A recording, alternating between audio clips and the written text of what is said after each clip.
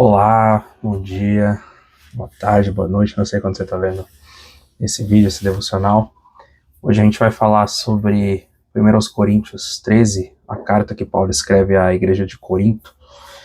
E eu gosto muito, particularmente, desse texto. Eu acho que esse texto resume bem o que é o evangelho, o que é a boa notícia. Ele resume muito bem qual que é a estrutura de fé e de pensamento que o cristão tem. Diz assim, 1 Coríntios 13. Eu vou começar a partir do versículo 4. O amor é paciente, o amor é bondoso, não inveja, não se vangloria, não se orgulha. Não maltrata, não procura os próprios interesses. Não se ira, não guarda rancor. O amor não se alegra com a injustiça, mas se alegra com a verdade. Tudo sofre, tudo crê, tudo espera, tudo suporta. O amor nunca perece, mas as profecias desaparecerão, as línguas cessarão, o conhecimento será deixado para trás. Pois em parte conhecemos e em parte profetizamos. Quando, porém, vier o que é completo, o que é em parte será deixado para trás. Quando eu era menino, falava como menino, pensava como menino e raciocinava como menino.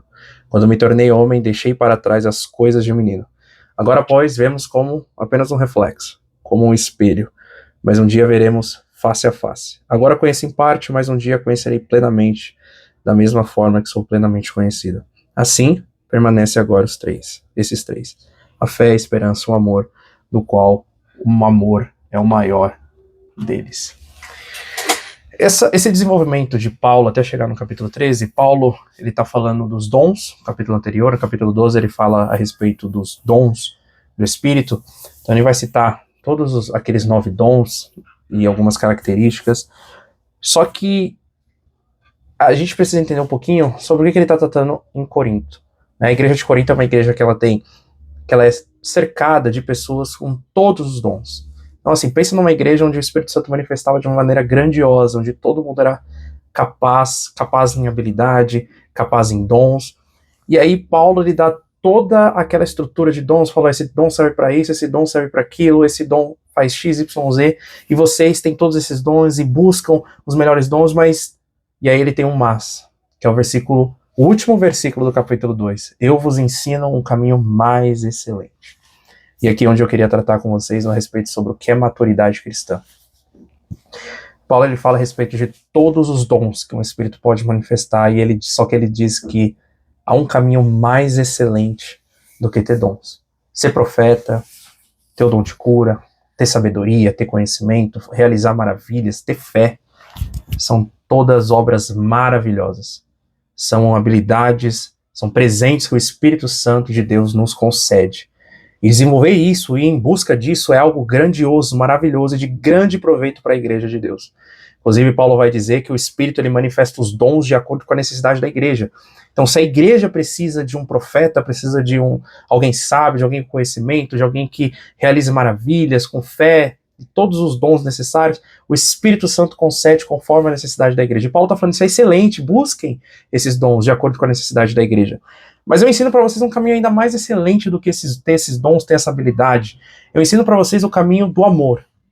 O caminho que eu posso ser um profeta, mas se alguém pisa no meu calo, eu não consigo tratar ele bem. E aí Paulo fala assim, o amor tudo suporta. Eu sou alguém que tem variedades de línguas, falo línguas celestes, língua dos homens, falo inglês, japonês, seja lá o que for, seja xenolalia, glossolalia, eu posso ter a capacidade linguística ou a capacidade celestial de comunicar com Deus. Se eu não tiver amor para o meu próximo, se eu for alguém que se vangloria, eu já não estou caminhando outro caminho mais excelente. O amor, ele não procura os próprios interesses. Já pensou se eu tenho um dom de cura, mas eu busco ser paparicado? Se eu busco ser elogiado? Deixa eu orar só com o fulano, porque fulano é o cara que tem um dom. O amor não guarda rancor. De que adianta eu ser sábio, conseguir aconselhar diversas pessoas, mas quando é comigo, eu sou uma pessoa que guarda rancor, eu não consigo perdoar. De que adianta eu ser uma pessoa que realiza dons de maravilhas, mas eu não sou uma pessoa paciente? De que adianta eu ter o dom da fé, mas eu não sou uma pessoa que tudo crê, que tudo sofre e que tudo espera?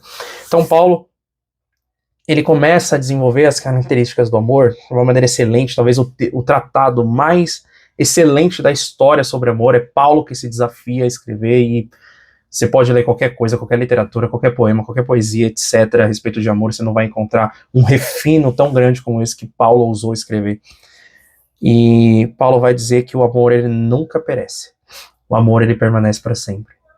E aí eu acho engraçado e maravilhoso uma parte que Paulo fala assim, quando eu era menino eu fazia coisas de menino, falava como menino, andava como menino, mas houve um momento onde eu me tornei homem, ou seja, teve um momento que eu me tornei maduro.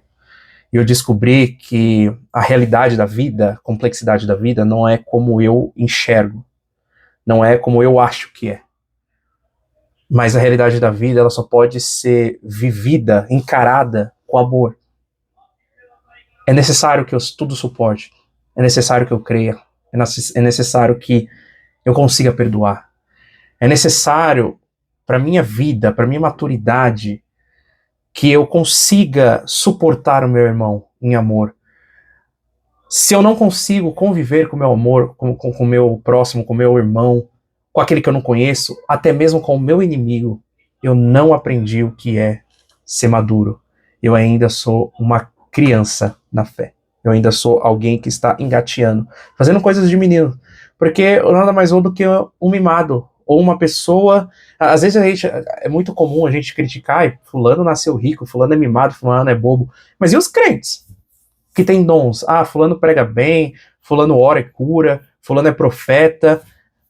É a mesma coisa. Tem vários dons, mas é um mimado. Não consegue lidar com a realidade da vida, não consegue lidar com o próximo, não consegue lidar com uma frustração, um desemprego, não consegue lidar com coisas do cotidiano, da complexidade da vida, que devem ser levadas de fato com fé, com esperança e com amor.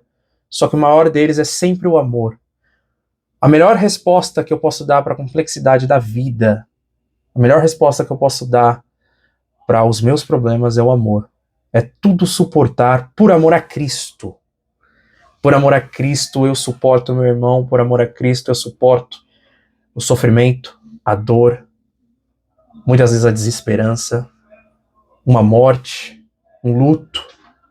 Por amor a Deus, tudo isso eu suporto, porque eu sei que a partir do sacrifício de Cristo, a partir da vida nova que eu recebi em Cristo, essa nova possibilidade de viver, não são essas coisas da vida que vão me parar. Não é o meu irmão que vai me parar. Não é a dificuldade que vai me parar. Eu sou uma pessoa madura o suficiente para entender que por amar a Cristo, eu tudo suporto. Eu tudo creio. Eu tudo espero.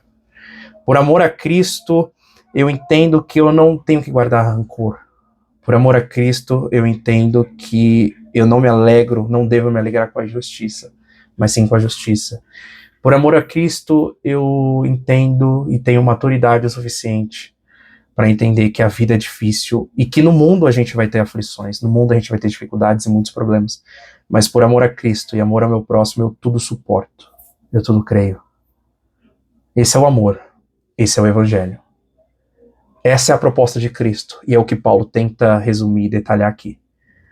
Viver Cristo, viver o amor de Cristo, é viver nessa maturidade. Ser maduro não é ter conhecimento, ser maduro não é ter sabedoria, ser maduro não é ter fé, ser maduro é ter amor. Ter amor a Cristo é ter amor ao próximo. E isso é extremamente difícil, extremamente complexo, e extremamente, como eu posso dizer, extremamente longe da gente alcançar. Mas Cristo alcançou. Cristo nos amou. Deus nos amou de tal maneira que deu o seu Filho unigênito para que todo aquele que nele crê não pereça, mas tenha vida eterna. Ou seja, a gente tem um exemplo de alguém que conseguiu. Cristo na cruz morreu por amor a nós. E porque ele conseguiu, ele me dá, pelo Espírito Santo, a capacidade de conseguir também. De tudo suportar em amor. Então, amor, amigos, agora, as profecias, as línguas, o conhecimento, todas as coisas da vida, tudo passa. Mas o que permanece é o amor. 2000 anos de história se passaram. Mas o amor de Cristo naquela cruz, e o amor de Deus ressuscitando Jesus Cristo dos mortos, para nos dar vida, esse amor permanece para sempre. Amém.